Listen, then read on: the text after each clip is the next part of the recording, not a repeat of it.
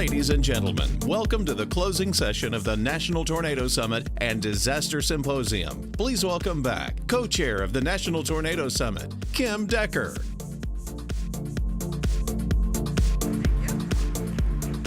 Thank you. I hope your morning sessions have been informative. There's still one more presentation to come, so I'd ask you to enjoy your lunch. We're going to continue with the program, however, and please remember to submit your questions via www.sli.do, and you want to enter the event code NTS 2019. So I'm going to ask Oklahoma Commissioner Glenn Mulready to come on up. He's going to say a few words and then introduce our next speaker. Commissioner Mulready. Thank you, Kim. You're welcome. Good afternoon. Thank you. Before I introduce our speaker, just a couple of loose comments. I will just comment that this is my first National Tornado Summit as Insurance Commissioner. It's been wonderful. The speakers that I was able to catch yesterday were just great. I did miss some. I was up at the Capitol a couple different times. You might call that disaster response, but I had to go up to the Capitol a couple times.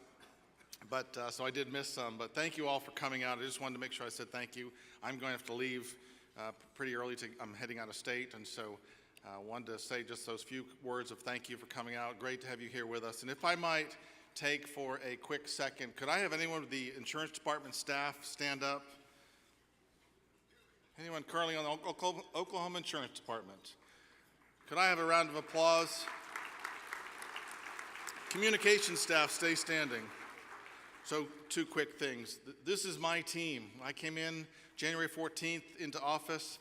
We made a couple of changes, but this is my team that makes it happen here in this state. And then this team right up here is who makes this event happen, has pulled it off. Earlier I introduced Adrian, but if we might give a special round of applause for all they've pulled together to make this happen too. Thank you.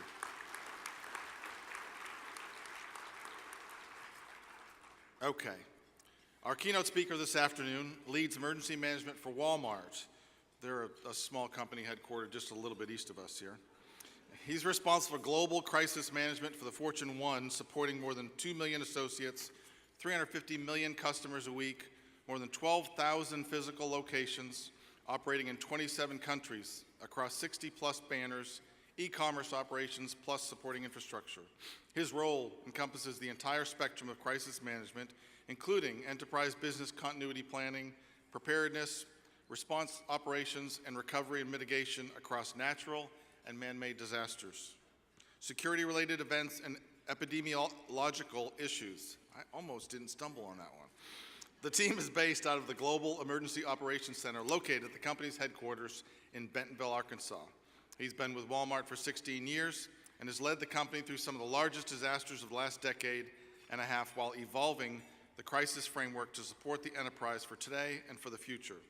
He's also had the opportunity to lead other areas of the Walmart business to include teams in global innovations, strategy, digital, and operations. Prior to Walmart, he worked in law enforcement and fire service. Ladies and gentlemen, please welcome Jason Jackson.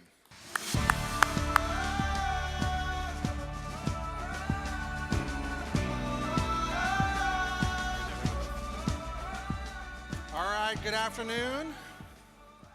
Whew, that was as quiet as you can get. Good afternoon. You know, the best part about going during lunch here is the fact that you're a captive audience, right? If you want to get through to the dessert, you've got to listen to what I have to say, so I'm kind of excited about that.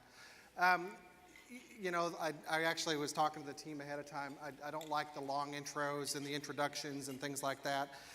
The best thing that I'm known for is when I'm back home, I get introduced as Emily's dad or Tristan's dad or Miles' dad or Yasko's husband or Ava's dad, or yes, I have 4 kids, and that's the best part of introduction for me.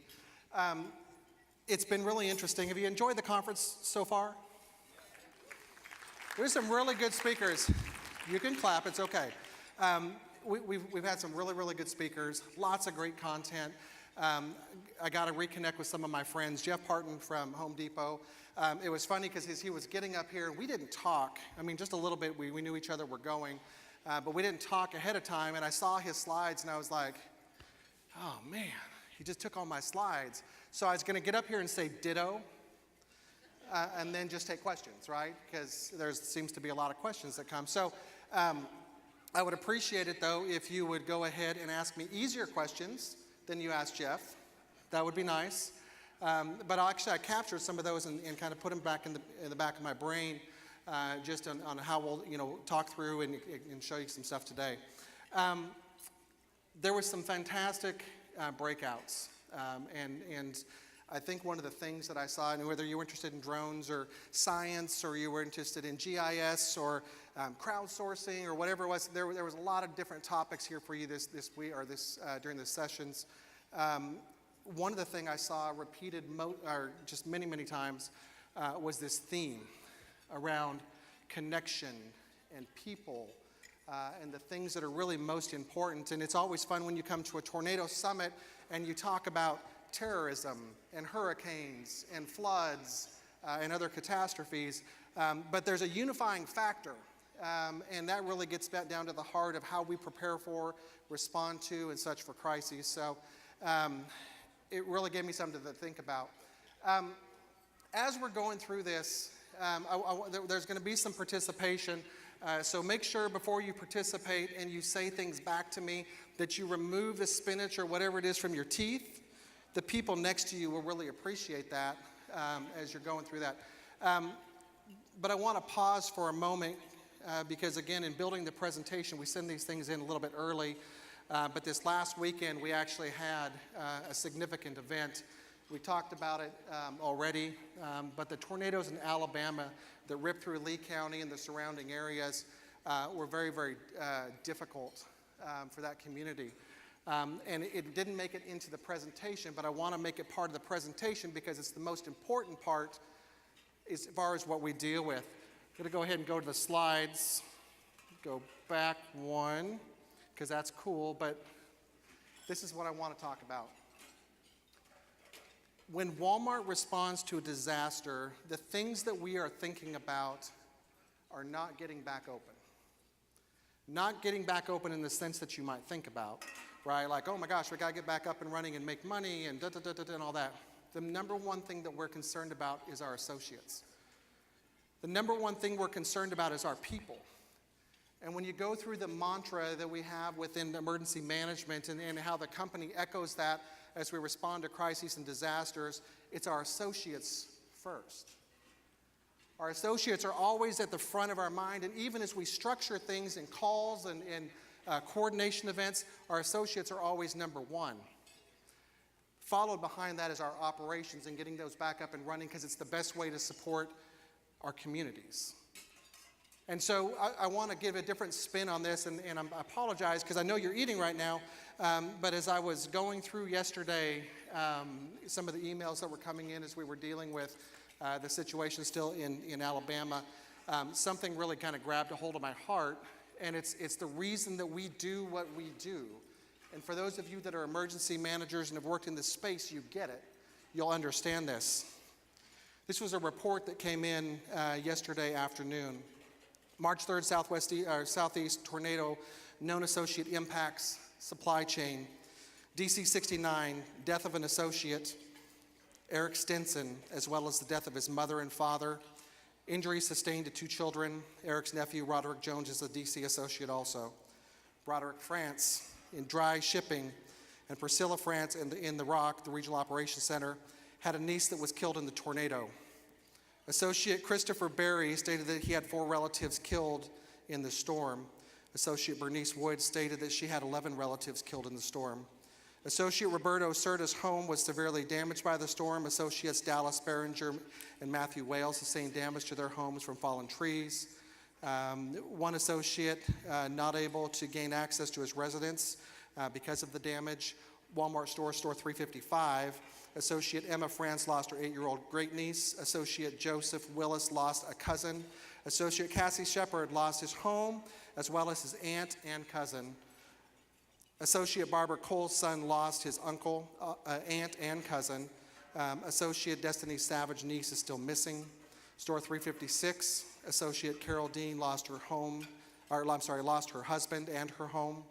Associate Betsy Hurd lost her home. Associate Lisa Anderson lost her home. Associate Tony Holland lost 8 family members. Associate LaWanda Perry lost 6 family members, with others potentially missing. This is why we do what we do. And while we talk about policy and we talk about all the things that we need to bring to bear to support communities, the reality is it's these faces and these names that drive us to do what we do, and making sure that we're taking care of our associates and taking care of our communities. It's these individuals that drive us every single day to get up and make sure that we are putting into practice the right policies and practices and preparations and whatever else those might be, because these people are important. They're part of our family, and their families are part of our families. And while Walmart is a big company, our immediate family members, down to the stores, down to the distribution centers, everybody's important. This is why we do what we do. So I know that's kind of a somber note, but I want to kind of turn your focus a little bit because there is a reality behind all of this, which is when it comes to responding to crisis and disasters, I know that our company can't do it alone, and we don't. There's emergency responders, and there's at all levels, there's other companies, everyone has interests, there's volunteers, and so on and so forth, and we can't do it alone, nor should we do it alone when we're looking after our own. Let me get a show of hands really quick. How many of you are from emergency services? And I cannot see you. How many of you would categorize yourself as emergency? I'm sorry, lift your hand high. Okay. How many of you are from the insurance industry? Like almost all of you. Okay. By the way, just so you know, and you probably already do, you're the private sector, right? So when we talk about private sector engagement, you are the private sector, along with the rest of us. How many of you are students? Where's my students at? Woo! Shout out. Okay. How many of you are from other private sector companies? Very nice. I want you, now this is the part where you remove the spinach from your teeth, right? I want you to turn to someone next to you and say, you are important.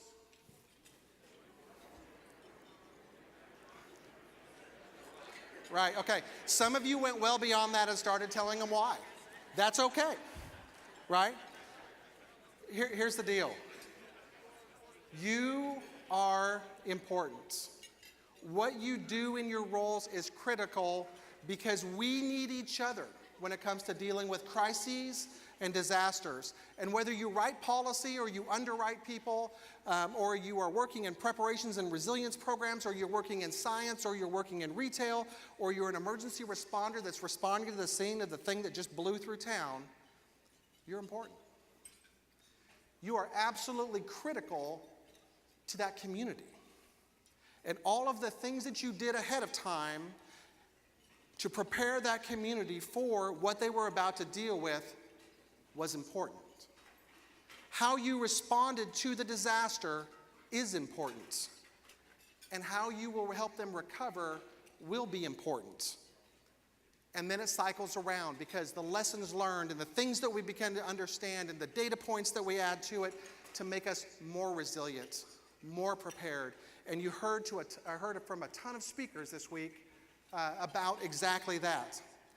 The discussion this morning with Dan from FEMA, I've heard several times now, and in absolute support of where FEMA is going from a strategy standpoint, how they're looking at a culture of preparedness, because we're trying to mirror the same thing. How do we make our people more prepared, and how do we create resiliency within our organization? It's important. And it's the same for you. All right, so this is another part. I need you to, again, clear your teeth, because here we go. I need you to turn to someone and say, we need each other. We're about to break out into song, y'all.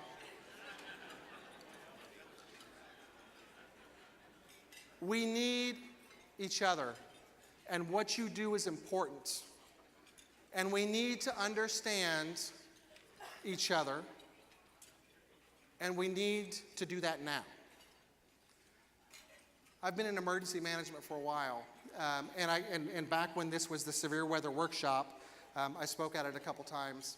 And I'll tell you, this is the same conversation I've been having for years. How does the private sector work with the government sector, work with the NGOs, work with the volunteer organizations, work with academia, work with science, work with the faith-based community to make sure that we are building more resilient communities, which means there is a pre to all of that. There is a pre-disaster aspect to all of that.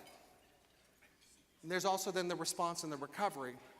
But if we can learn to do the before better, we become stronger as a community, and we become stronger as a nation. Now, I walked around the last day talking with a few of you, knowing that Jeff had gone, listening to Jen from Walt Disney World and some of the others. And there's these themes that are playing through. And so I started asking people, well, what do you want to hear? What do you want me to talk about? What would you like to hear from Walmart? And again, some of the general things like, oh, we'd like to know how to connect. Or we'd like to know, how you do what you do. And so I'll weave some of that into it because the best part of me talking about resilience through public-private partnership is to tell it through stories. Now, some of the presentations, Jen had some amazing, if any of you caught that Walt Disney World presentation, it was fantastic. And there were some great pictures and such in there that really brought things to life. But let me ask you this question. How many of you have a Walmart in your community? Okay, let's do it this other way. How many of you don't have a Walmart in your community? All right, there's one guy. Okay. Other than that, it's the only guy I could see. Sorry, it was you. But other than that, there's this funny story. When I came to work for Walmart, I was working at the Arkansas State Police, and I got recruited over to Walmart. And as I came over, my best friend's wife, when I broke the news to him that I was moving and I was going to go to Northwest Arkansas and I was going to join the company and go to work for Global Security, and she's like, "You're doing what?" She goes, "You're going to leave the state police to go to work for Walmart?" And I said, "Yeah, I'm going to go." And she goes, "Walmart security?" And I said, "Yeah, I'm going to go to Walmart security." And she said, "Why would you give up your state police cruiser to go drive that little white car with the yellow light on top?" The interesting thing is, that is the reality from how most people see Walmart. You see it as that store that's down the street where you go get your eggs or you go get your milk or whatever it is that you might need, jumper cables, all in the same trip. Whatever it is that you might need, because that's just your store, right? It's that local store. The reality is Walmart's much broader, and we're going to go to the slide really quick, but it's much broader because this is the Walmart that I know. 2.3 million associates around the world, retail operations in 27 countries. We have offices in many more. Over 13,000 locations physically, 11 e-commerce banners and growing, 60 plus banners, and I have to make sure I clarify what a banner is. It's inside lingo, but Walmart is a banner. It's the name of the company.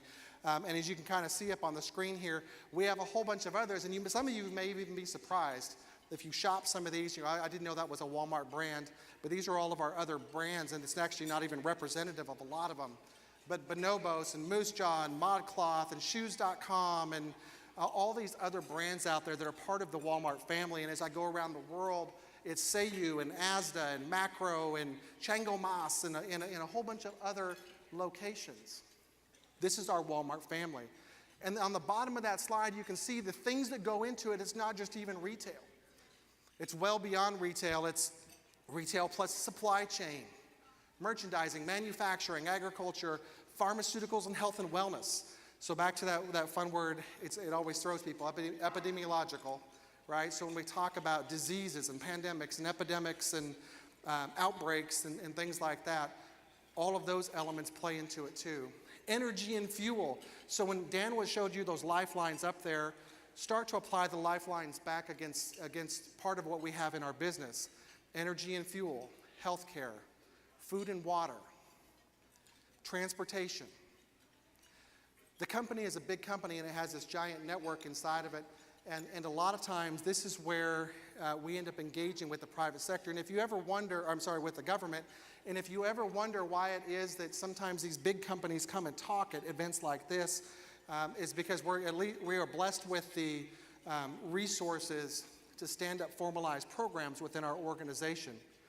The reality is there's a lot of retail or regional level companies that are out there that have similar capabilities. My friend Justin Noakes from HEB is here. They run a phenomenal program in the state of Texas. If you've ever been into an HEB, they run great stores, but they run a phenomenal emergency management program, and always glad to see him. But there's regional folks out there that have great programs as well. One of the things I've learned over the years in disaster after disaster is a lot of times when you need to rebuild that infrastructure quickly and you need to get the community stood back up and running quickly, some of those bigger players can help. And I think about our Sam's Club organization, Hurricane Maria. As soon as that Sam's Club opened, all of a sudden, here came small business. Here came the restaurants, and here came the community convenience stores, and the gas stations were starting to fill up with other sundries besides fuel. We help each other, and there's a symbiotic relationship with how we function, even outside of just the regular daily engagements that we have. Now, when it comes down to emergency management, here is my team's reality. This is what it looks like for us many times a day, back to because of that large footprint, being present in the communities, being the place that a lot of America goes to shop, and they bring their stuff with them. Sometimes that's good, most of the time it is, sometimes it's not. And we deal with everything from medical emergencies to acts of violence, to natural disasters and man-made disasters. And it's something that happens on a daily basis, which is why we have a team that supports that. This is what it looks like even more as we start to break it out. And again, whether it's blizzards up in the Northeast or even that come across Oklahoma, or it's again that daily emergency. I mean, there's always something. And by the way, when I was going through pictures to figure out what I wanted to throw up here in the first place, we have picture after picture after picture. This is why having programs are in place to deal with this on a regular basis, especially with the frequency. But we're at the Tornado Summit, right? So let's talk about tornadoes for just a second. I went and pulled the last decade, and this is just some, but just in the last decade, Prattsville, Alabama, EF3, I think. I may be wrong there. I think it was a 3. Salina, I think it's Salina, Ohio, was a 2. Branson, a 2. And Troy, I think, was a 1. Knoxville was a 1. Walter Robbins, Georgia, a 2. A microburst in Sealy. And then Port Orchard, Washington this last year. If anyone tells you that tornadoes are held to the Midwest, one, I know you all know better than that. But tornadoes can occur anywhere. And even in the talk, of hurricanes, at the conference, yesterday, the spin-offs that come from that as well sometimes don't get reported because we were talking about the bigger event in and of itself, but the tornado damage that can occur there as well. This is what our team deals with and that we have to respond to and recover and prepare our associates for. I got asked an interesting question about, how we do preparations for tornado warnings and such. One, we have our Code Black, which is what we call severe weather and tornado preparations all the way down to the local level, to the store level. We utilize automatic alerting systems that go to the stores to let store managers know that, hey, you are now under a tornado warning. What's interesting in listening to yesterday's lunch discussion, I think it was the lunch discussion when everyone almost got wet, was the talk about the time that you get the warning, you may be a little bit too late. We have the system in place. I think comments like that definitely challenge us to be better, to figure out how do we do it better. And that's the one thing in being in emergency management for a while. The what hasn't changed. What we deal with really hasn't become different. What's become different is some of the how. We have better data available at our fingertips. We have social media and other channels that have opened up on how to communicate. People are consuming information faster than they used to. They're listening differently than they used to. So how do we leverage all of these things that are available to us to make sure that they are as safe as possible, that we are prepared, and that we're more resilient? The one that I left out of here is this one. Jeff talked about it from a Home Depot standpoint yesterday, and I know that when he flashed the picture up there, there was like this collective gasp. When you saw the damage of the Home Depot store, which, by the way, if you look at the black arrow at the top and right below it, that little red dot that's circled, that's Home Depot. Across the street is a Walmart store, and those are the pictures you see from it. They took a little more of a direct hit than we did, but this is our worst tornado hit in our company's history as far as we can remember. We had about 250 people inside of the store that day. We had 3 people that were killed at our store. And I can tell you that just like reading off that stuff to you this morning, there is nothing more gut-wrenching than talking about people that died inside of one of your facilities. Whether it's associates or customers or visitors or whoever you might be, this is a bad day. And it's a bad day for a long time. The community, obviously, and I'm not going to belabor the Joplin tornado. I think most of you know and have either been there or historically read through and listened to stories about it. But this was a tough day. This was also one where notification came early because of the things that we put in place. I have some of my folks are here with me. Lucas McDonald, my Director of Operations, Emergency Operations. Faith Newton is the head of preparedness for us. And Heather Foster is one of our crisis managers on the emergency operations team. Lucas and I were talking about this, and they received the alert to the store 22 minutes before the tornado hit. And they were already doing this because the manager, there was a preceding line of storms just before that by a week or two. And the store manager had the wherewithal to go back through his code black procedures, his severe weather procedures, re-educate his team, and sure enough, just not too far into the future, they had this tornado come through their store. But with that warning, they got people to the safest place that you can be. And I don't want to understate what a EF5 tornado will do to a building. And I think all of you know. And as much as we try to shelter and put people into a place, especially in a big box, right, to the safest place that they can possibly be, to give the direction in amongst the chaos and everything else that's going on, sometimes the outcome isn't what we would want. But this is why we go to great lengths to learn, study further, become more resilient, become more prepared, so that we can reduce at least the impacts to the people, because they are what's most important. This is why I say we need each other. And this is why you're important.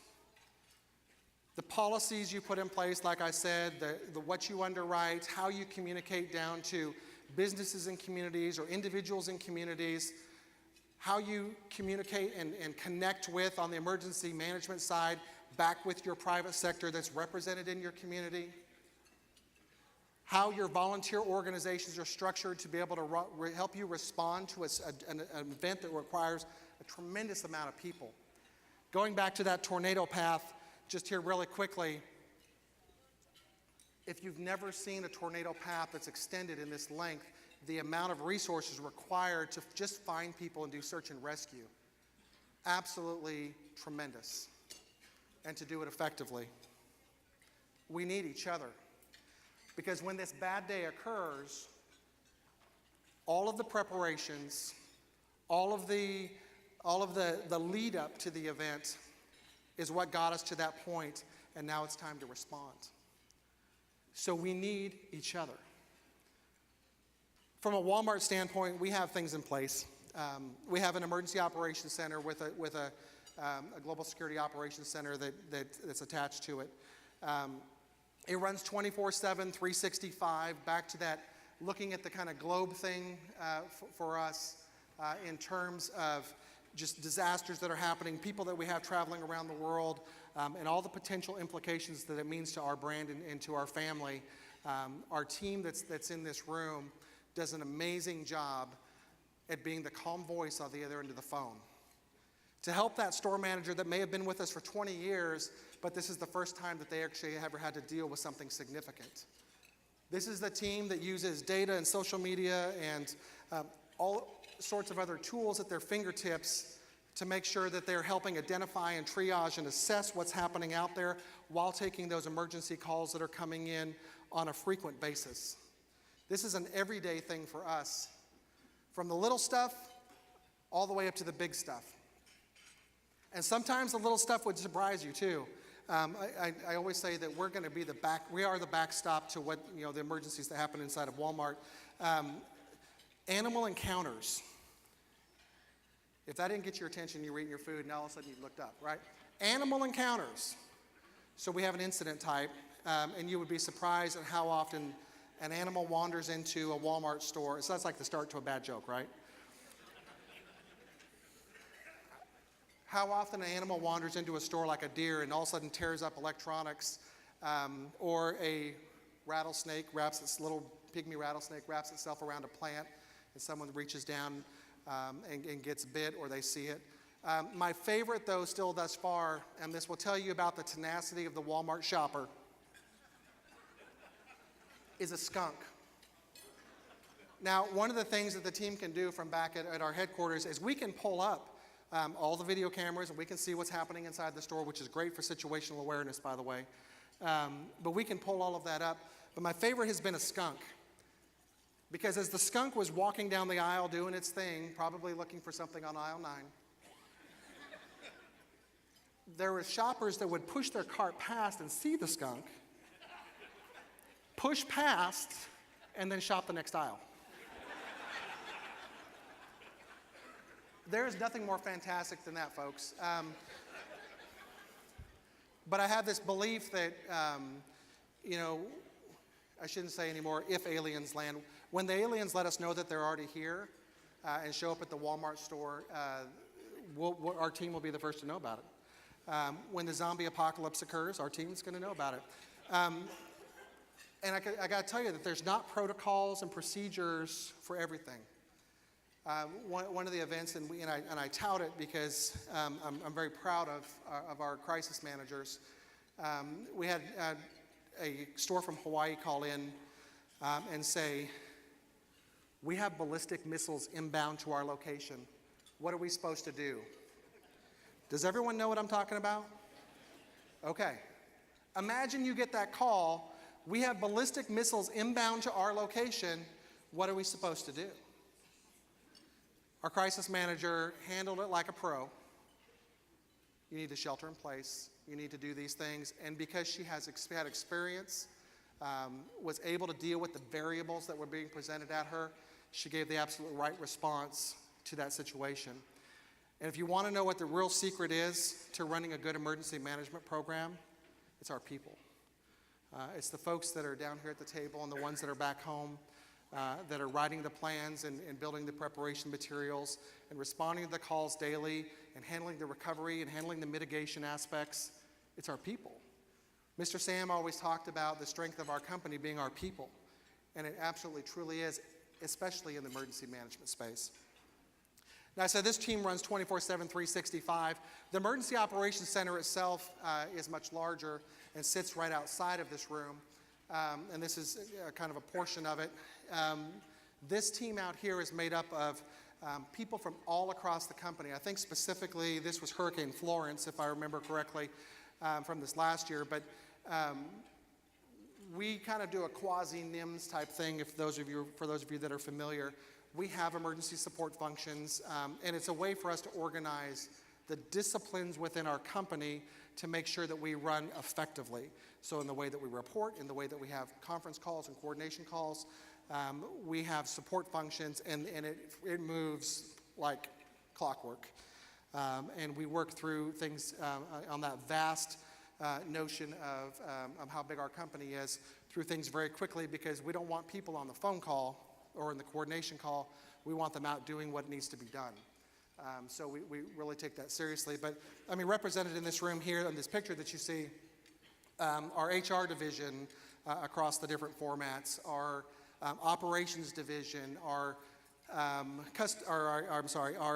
construction and real estate group, energy, fuel, technology, compliance, legal, government relations, media relations. All of them have disciplined teams that they're broken out into, and they are all functioning on behalf of the company for their given area of the business in the context of the emergency. They're all trained up to come in. We know who's going to come before they come because we've been training them the whole time. We run exercises with them during the year. They know who they are. They're like the National Guard of Walmart. They have day jobs. And when we sound the alarm for them to come, they come. And whether they come from a virtual standpoint or they come into the room physically, which we like because we get that face-to-face interaction, we can understand the urgency in what people are communicating. We can solve things quickly. This group comes. And even beyond that and behind that, there's volunteers that come from across our company to staff things like associate call centers to take on all of those emergency calls for the associates that are displaced or they're evacuated or whatever their issue might be to help resolve that. And they stop doing their day job for a little while to make sure that other people are taken care of. This is why I love my company. Beyond just the Emergency Operations Center and how we scale up and scale down, we have a lot of other assets that we deploy out. One of the top left, top right that I want to call out, we deploy personnel that are trained to go into other state emergency operations centers. We love our federal partners. We work with our federal partners closely. I was texting back and forth while Dan was presenting this morning with my counterpart at FEMA. Hey, Dan can't operate a selfie stick. I mean, all kinds of things. He said he could, said he was better, but no. We were texting back and forth today earlier. Love our federal partners, think that they're heading down a good path. Our state partners, though, is where it's at. And for those of you that are locals, I'm not done with you yet. I don't mean to dismiss our local county and city tribal emergency management, but I'm going to tell you why the state's important. Engagement at the state level is the right place for us corporately to engage. It's the place where we can send people in and we can sit down with the mass care team, or we can sit down with energy or whoever else that's represented in the room and find solutions with them. And I will tell you there's something right now because it's interesting how many times I get this, but I am not interested in selling you anything. During the course of a disaster, my goal, our team's goal, is not to sell communities things. Our goal is to see that the community comes back strong, that they recover. We have a vested interest because that's where our associates live, that's where our customers live. So we want to see that community come back. Engaging at the state level is really important for us because, again, we can coordinate at a corporate level resources and we can see things from a little bit bigger picture on which counties are impacted, who's impacted more, and whatnot, because every emergency is local, as you've already heard here today. But every emergency, I mean, when you're the county EM coordinator, or you're the city emergency management coordinator, or the police chief or the fire chief, and you're dealing with a bunch of crazy and chaos outside, it's absolutely, that is your number one priority, there's no doubt. In trying to look through all of the priorities, that's where the state helps us. During Hurricane Florence, we had something really interesting happen. We were deployed into South Carolina, North Carolina, and Virginia State Emergency Operations Centers. And then we moved our Virginia person up to the National Response Coordination Center, and it was working out of DC. But in North Carolina, the state team comes over and said, hey, we have a shelter that is cut off from everything, surrounded by water. It was a nursing home, and the residents are in a really bad state because the environmentals are horrible. Someone's already passed. We need some air conditioners, like immediately. Can you get us air conditioners?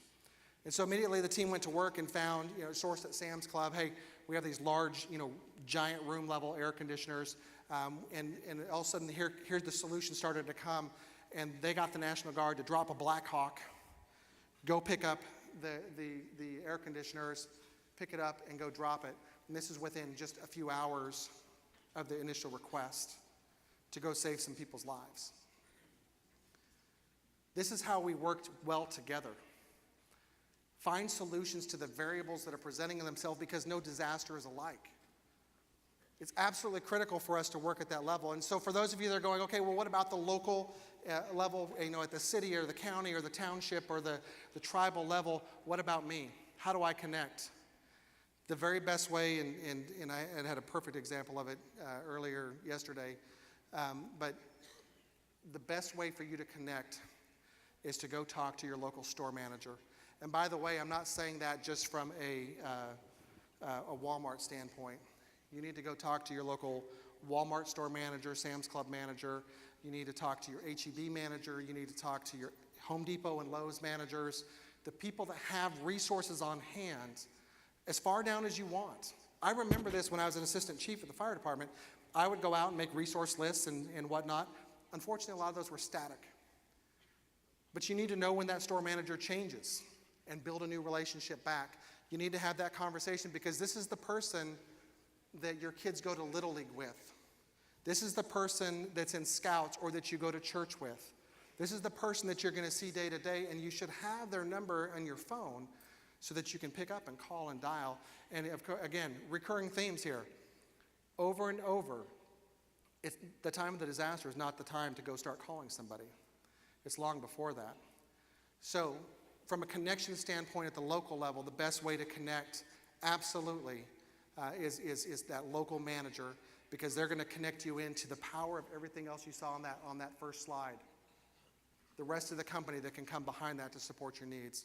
Now, the rest of these pictures up here, some of them are cool and fun.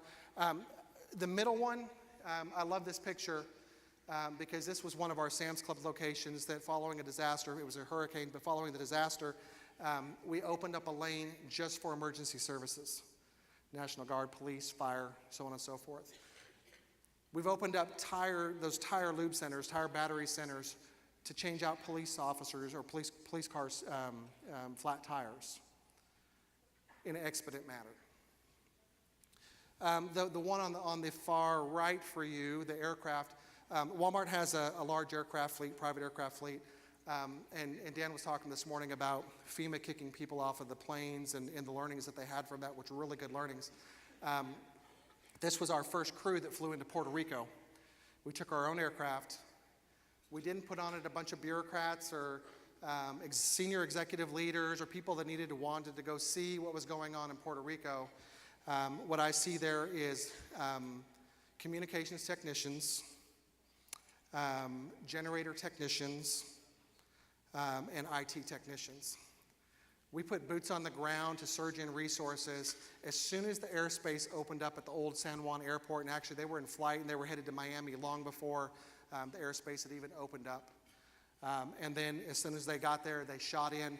Now, part of that was coordination back with our partners at FEMA and then over to the FAA to understand when is the airspace opening up. Because as soon as that airspace opened up, trust me, we had planes coming in and we were moving all kinds of stuff via air. What an incredible disaster that was and the complexity that went with it. Cutting off communication and infrastructure and energy and utility and access. Oh my gosh, access. If something happens here in the state of Oklahoma, you have a bunch of surrounding states. But if something happens on an island and you lose access and communication, it becomes extremely difficult, which is what requires us to have those partnerships so that we can get to solutions to take care of the community. Some of the other pieces here, I won't go into too many of them. Mitigation devices, Lucas is really proud of this one. During Hurricane Florence, you see the neighborhood market down there with a little orange ring around it. It looks like there's water on the inside. It wasn't that bad. We actually saved that store from flooding again. It flooded a couple years prior to that during Hurricane Matthew. And they had to do a complete restoration. So insurance adjusters, insurance folks that are in the room, looking at our own losses and how to mitigate our own losses, took data from previous storms to come back and say, hey, there's an issue here. we need to go ahead and deploy a mitigation device to protect this facility because we may be seeing the same thing again. And sure enough, everything else around it was flooded, and they deployed the Tiger dams in time to take care of that store and keep any water from getting inside, which then, of course, went to our, preventing us from having that loss and cost associated with that.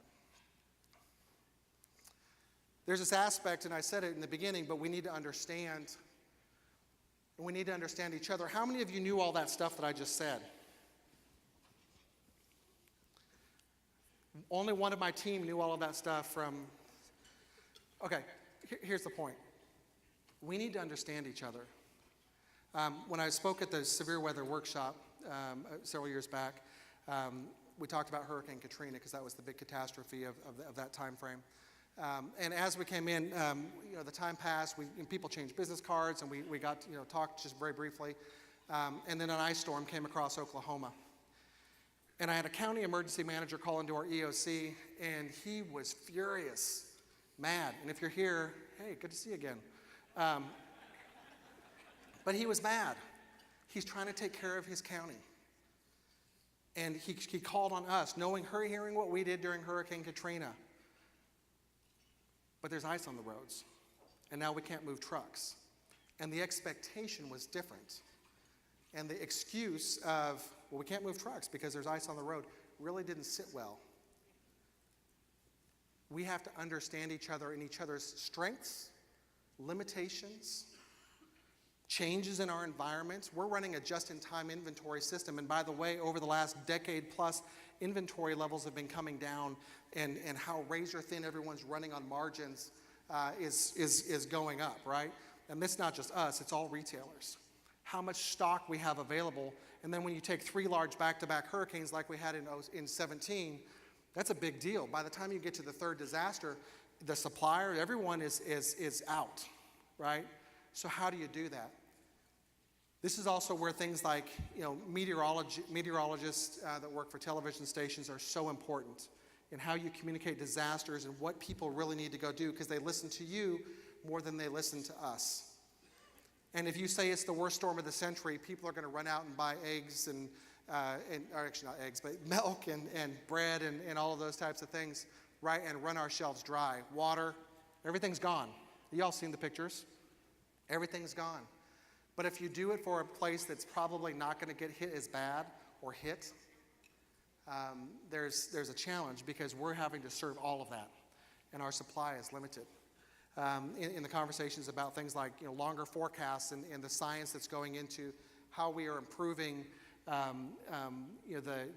the science into meteorology to give us longer leads and warnings is so important to us because it takes us 3 to 4 days to move things and surge them in the way that we need to surge them in to support people during a large-scale disaster. But you need to know that. And this is where those conversations and those relationships come in so that we can understand each other and where you're limited and where we're strong and so on and so forth. Relationships are important and we need to understand.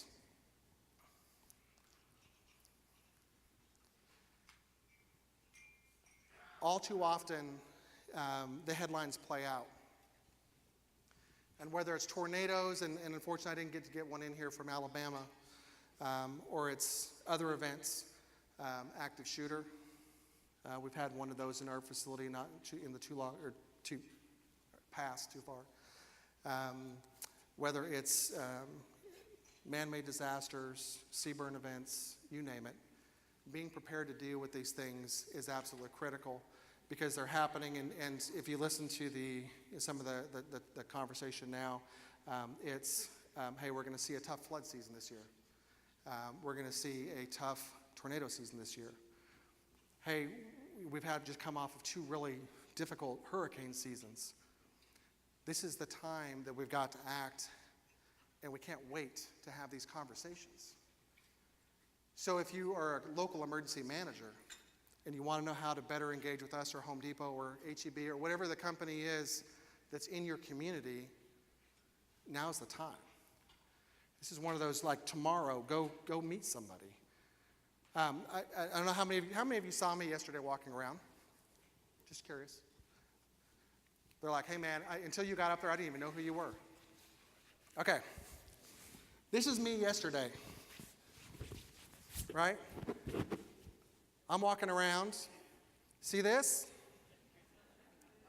I would say it's like a Target, but then that would be inappropriate and whatnot. But I walked around all day yesterday on purpose wearing this vest because it has a giant spark on the back, and we heard people as we walked by, oh, hey, that's Walmart. Walmart's here, blah, blah, blah, blah, blah. But outside of the people that I knew, outside of the people that I purposely went and talked to, there were very few people that came and talked to me. If you want to know how to engage with Walmart, if you want to know how to engage with your partners, it's merely picking up the phone, it's merely walking over and talking to them and saying, hey, my name is so-and-so, this is my business card, I'd like to talk to you about this, or how can I better connect with? It's one of those things that we can't wait. The disaster season is going to continue to come, and we're going to continue to deal with these things over and over again, and we can't wait. This is one of those times that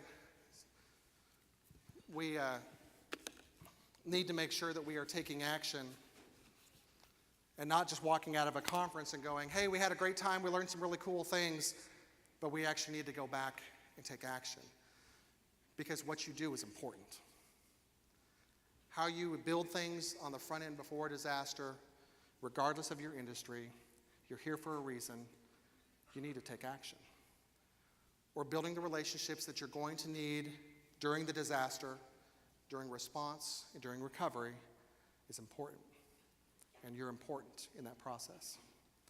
Now the good news, back to the Joplin tornado, this wasn't too long after they rebuilt. They came back stronger, and they're there supporting the community again today. Horrible day that we'll never forget. But at the same time, we rebuild and we recover. We just need to make sure that we're learning as we go, and so that we apply those learnings to make ourselves more resilient. But we can only do that together.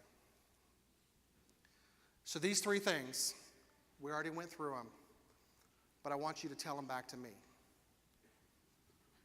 We need each other. We need to understand.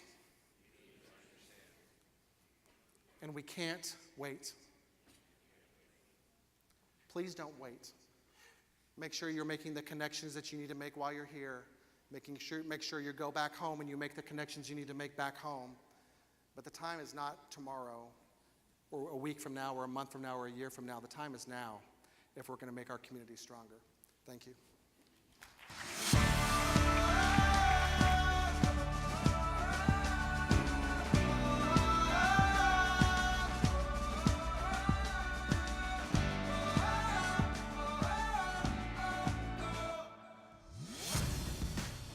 Okay, so Adrian, let me know when my time's up on questions, but we do have some very good questions. And I was telling Jason, they don't look too bad, but you can tell me if I'm wrong. Okay. So the most popular question is, did the event in Joplin, the tornado, change the way you view store construction? I don't know the answer to that fully. Okay.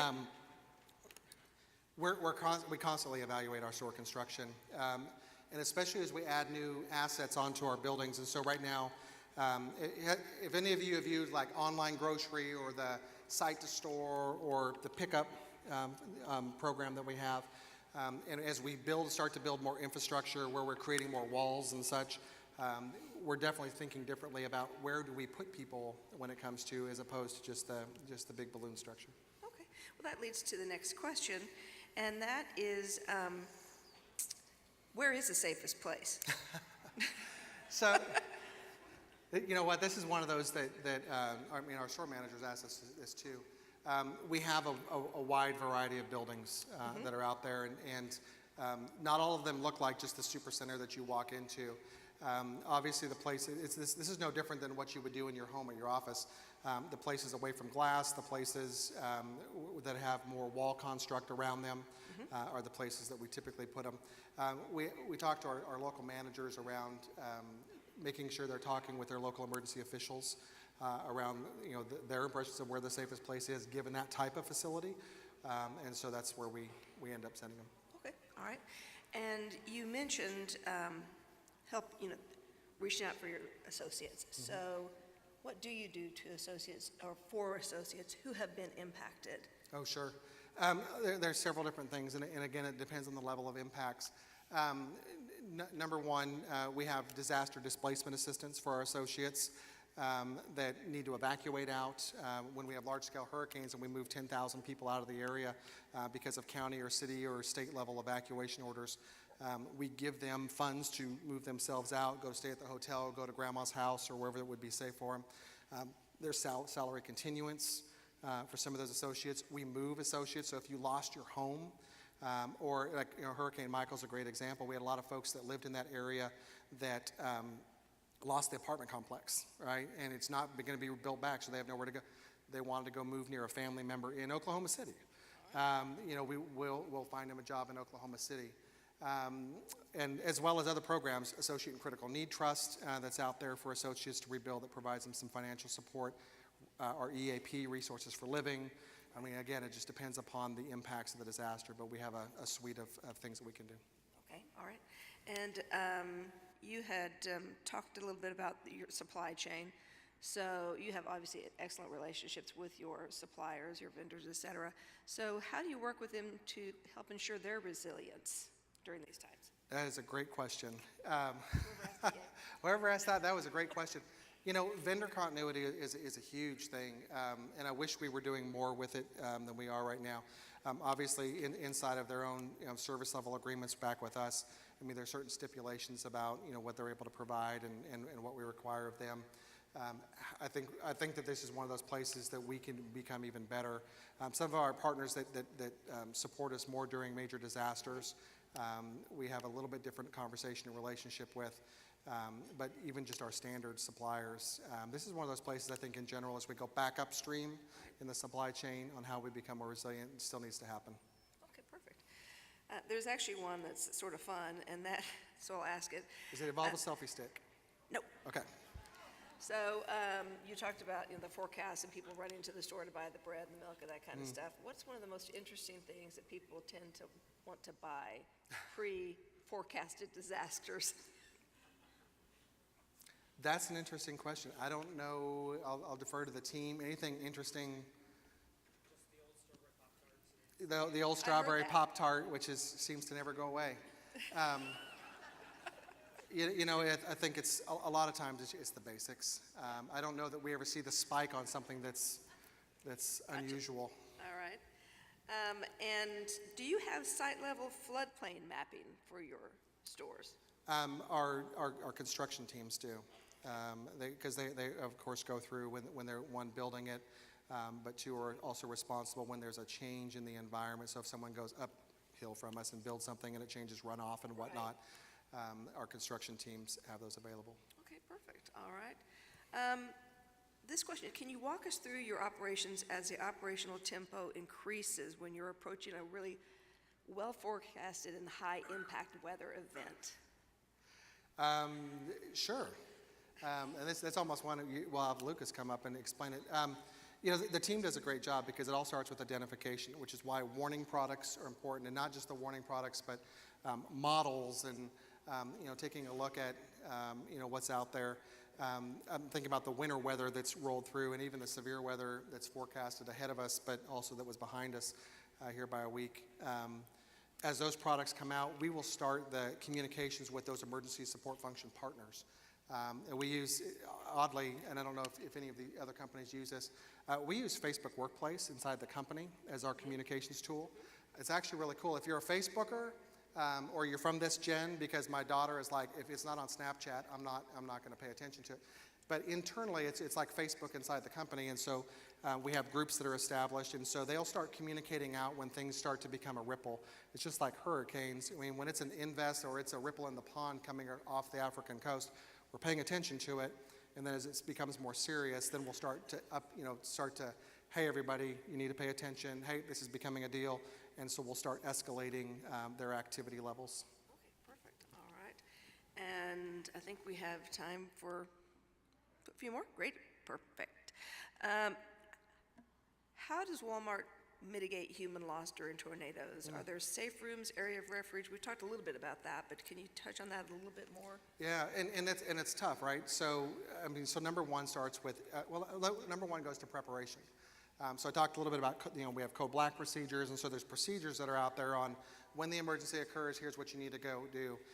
Last year, we implemented virtual reality training for our associates, and they're still continuing to roll it out. And so there's this thing, right? You go train, and if I take you into a room and I sit down and say, okay, here's the procedure, first you do this, and then you do that, you're like, hey, that's great, thanks for educating me, and then you leave, and that's the end of it, right? How that stays with you is may or may not be good, I don't know. We've moved forward to virtual reality training, and we use it for both for active shooter, and we use it for severe weather tornado right now. And they will literally put on the virtual reality headset, and the scenario is with the sounds and the visuals of a tornado coming at the building. And so the manager, the walkie traffic, all of that's in there. And I'll tell you, it has been something that our associates have said has been phenomenal, because it's things we can't replicate easily, right, inside of a normal store environment in training. So the training is huge. So all of that is the lead up to how we prepare on the day of, or when in the moment of dealing with the actual disaster, moving people to the safest areas as possible. We go back to the Joplin thing. Sometimes EF5 tornado, takes a direct hit on the building.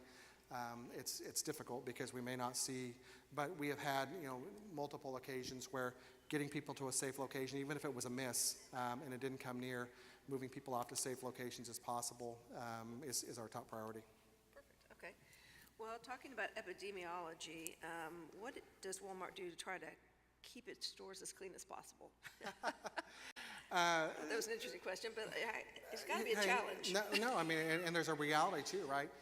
Salmonella, and I mean other bacteria and such that form. Skunks. Skunks, that's right. Just keep shopping. I mean, that's the answer. Go to a different aisle. The skunk repellent is on aisle 15. Oh. Right, there you go. Make a note. We have stringent, standards around cleanliness and such. We have compliance teams that work with, our stores locally to make sure that people are following those. We have friends at Public Health, obviously, that visit us on a regular basis to make sure that we're doing the right things. I think it's like any other operation. We hold our folks to an extremely high standard. When we have those things that pop on the grid, we'll take every opportunity to learn from it, mitigate it if we can, and communicate and do other things about the response, but then learn from it and make sure that we're not having that happen again. Okay, perfect, thanks. All right, how important is it for Walmart to work with volunteer organizations during disasters? Huge. And this is part of this discussion, right? This isn't just about private sector, all of you working with government at all levels. This is about, NVOAD and the volunteer organizations that are represented locally, faith-based organizations, the nonprofits that are out there. So whether it's the big ones like Red Cross and Salvation Army, Baptist Disaster Relief, you name it, right? But also the ones that sometimes pop up, just within the communities. It's absolutely huge. And not only from just information sharing, but also support and supply becomes a big deal. So it's huge. And again, sometimes those things should and can occur locally between the store manager and the management team and whatever that local representation is. Like with Red Cross as an example, we want them to know each other. And we want them to have those relationships. And oh, by the way, we're working and actually put people from National Red Cross and Salvation Army inside of our EOC when we have a major activation, so that we're also working at a national level, coordinating goods and information and such. Right, okay.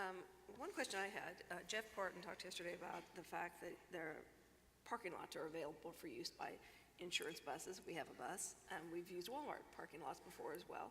So, and I know I've seen RVs in your parking lot. So how do you address that desire to use your parking lot against your business needs?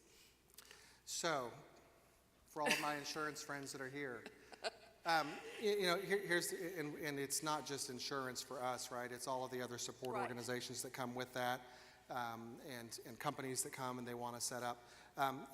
It's one of those where it all depends is the answer, right? So what was the disaster? What are the locations that we're talking about? What's nearby? How big is our parking lot? Do we even own the parking lot? Sometimes we lease a building and the parking lot's owned by someone else. There's a whole bunch of variables that play into it. We're not opposed to it, if that helps, because, at the end of the day, and we do this with FEMA, right, in their IA programs and hazard mitigation programs.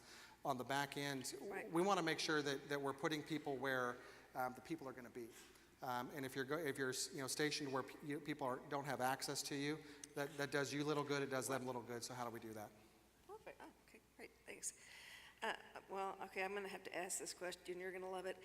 Does your media team put out the People of Walmart videos? You know what? I'm sure there's some genius there. No is the answer. I'm but sorry. I thought that'd be a little levity to end the There questions you with. go. My team's probably the one that asked that, so. Oh, shit.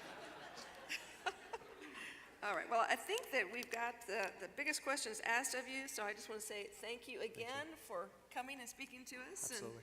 And we'll communicate with Walmart if we need your help. How about that? There you go. Thank And you. we probably Or will. beforehand. Exactly. That's what I meant.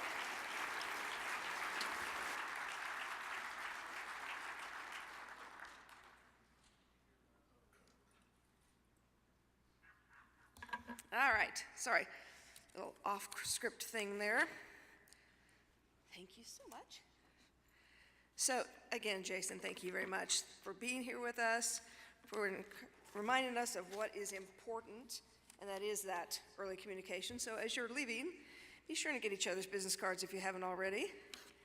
And also, thank you to Walmart for all your support of this summit. We do appreciate it. It's been an exciting 2 days, and the people in this room continue to make a difference in our industry, preparing for disasters and implementing recovery standards.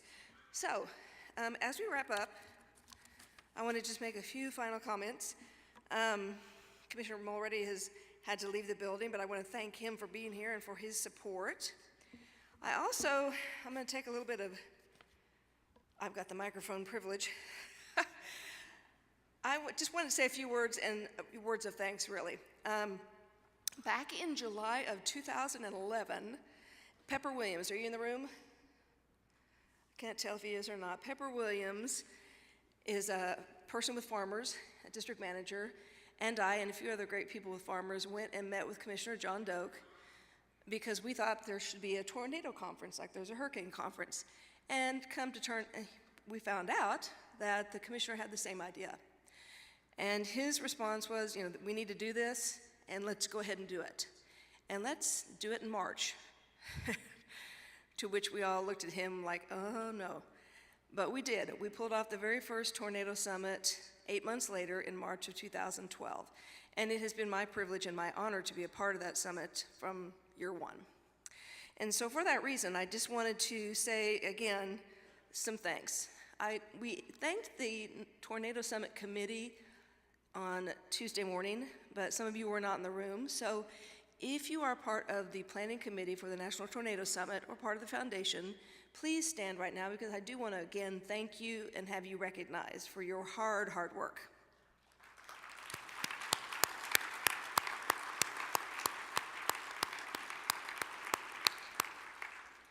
All right, I also want to recognize the volunteers. We have volunteers from the insurance department. We have volunteers from University of Central Oklahoma.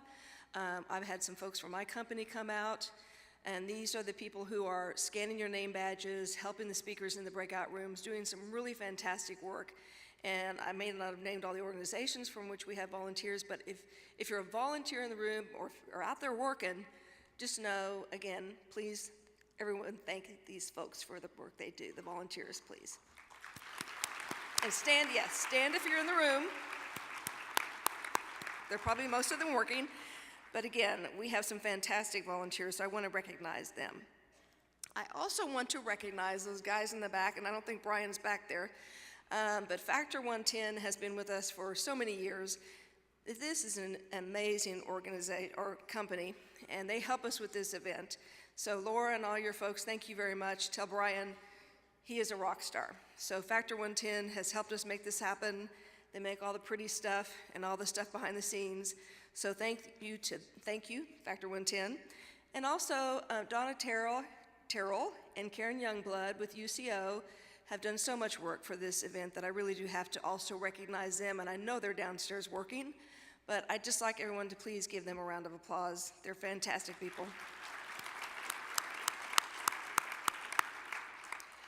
And many of you in this room have been here like I have since year one.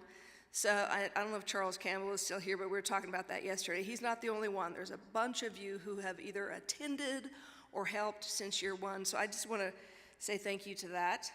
And I have to say one more thank you to the sponsors and to the exhibitors, as well as to the speakers. So we wouldn't have this without all of you. We need your support, your financial support, your expertise, your jokes. We thank you for all of that. That's what makes this event. And finally, I just want to say thank you to everyone who's in this room. So because you're here, because you care, we've already made a difference in disaster preparedness, in disaster response, and disaster recovery, and we'll continue to do so. So thanks for caring and thanks for being here.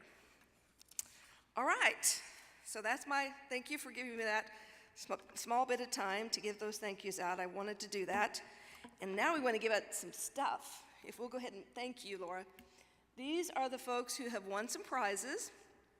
The prizes are going to be downstairs at the registration desk. So if you see your name up there, give a little yahoo, and then get down to the registration desk. They're waiting for you because they're already packed up and ready to go, but they want to give you your prize. So get down there as quickly as you can and pick those up. And I also, everybody have a chance to see, everybody find their name, hopefully. So again, those prizes are down at the registration desk.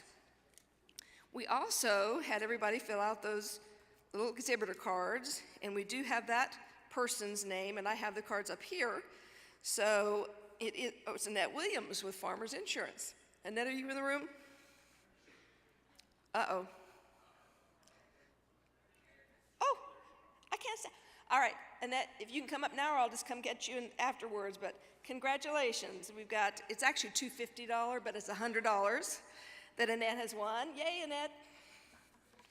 Annette's been here many, many years, so. And then I'm gonna go ahead, if you'll go ahead and put up the honorable prize winner for the photo contest.